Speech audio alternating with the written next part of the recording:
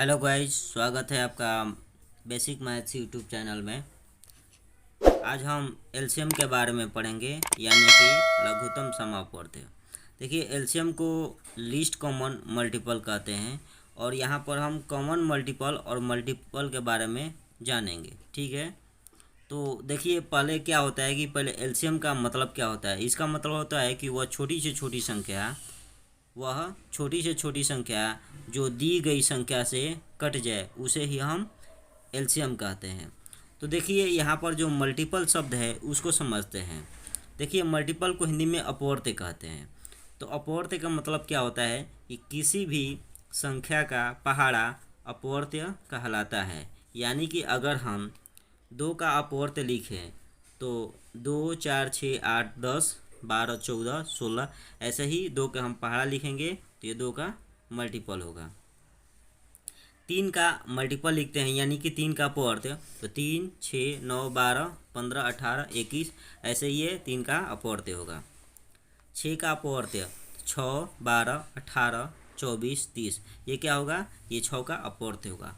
अब देखिए यहाँ पर क्या है, कॉमन मल्टीपल है, यानी कि समापवर्त्य। समापवर्त्य शब्द को हम समझ रहे हैं। तो देखिए इन मल्टीपल में इन 2, 3, 6 का जो मल्टीपल हमने लिखा है, इनमें से कौन कॉमन दिख रहा है। तो देखिए 2 में भी 12 आ रहा है, 3 में भी 12 आ रहा है और 6 में भी 12 आ रहा है। तो इन तीनों में कॉमन क्या दिख रहा है आपको, 12 दिख रहा है। तो यही जो 12 है, यही इसी को हम कॉमन मल्टीपल कहते हैं। और जो कॉमन मल्टीपल होता है उसी को एलसीएम कहते हैं। यानी कि इस प्रकार से अगर हम एलसीएम ज्ञात करते हैं तो उसे हम मल्टीपल मेथड कहते हैं। क्या कहते हैं, मल्टीपल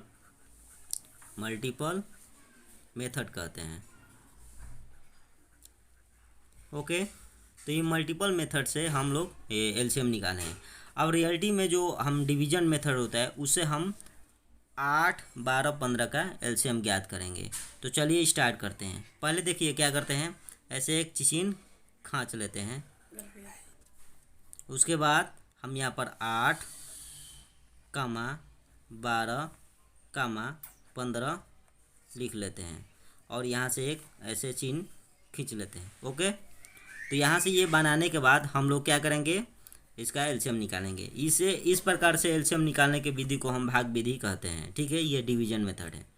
देखिए क्या होता है कि जब भी अगर आपको एलसीएम निकालना होते हैं तो आपको प्राइम नंबर याद होना चाहिए। क्या, प्राइम नंबर, यानी कि प्राइम नंबर अभाज्य संख्या है। तो देखिए अभाज्य संख्या जो होती है 2, 3, 5, 7, 11, 13, उसके बाद 17, ऐसे ही बढ़ता जाएगा। ठीक है, तो अभाज्य संख्या वो संख्या होती है जो एक और अपने के अलावा किसी संख्या से न कटे, उसे अभाज्य संख्या कहते हैं। जैसे कि 2 जो होगा एक और अपने से ही कटेगा, 3 भी वैसे ही है। तो ये सब अभाज्य संख्या हैं। अब पूछेंगे कि हम ये क्यों लिख रहे हैं, क्योंकि जब भी ये संख्याएं कटाना होता है तो अभाज्य संख्याओं का ही प्रयोग करके कटाना होता है।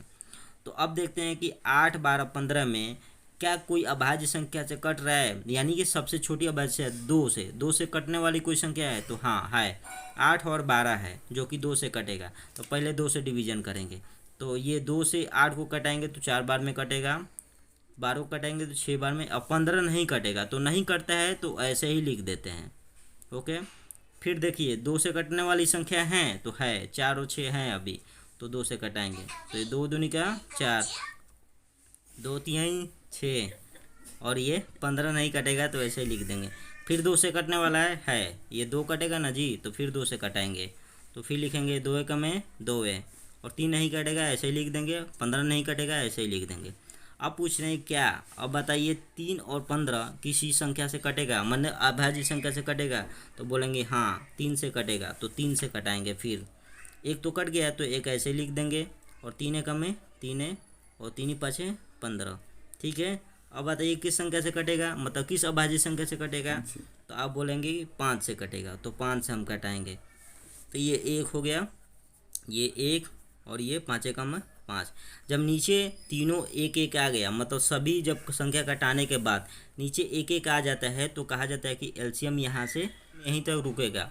अब इसके बाद हम एलसीएम निकालते हैं, तो एलसीएम बराबर लिखते हैं क्या, एलसीएम बराबर, ठीक है।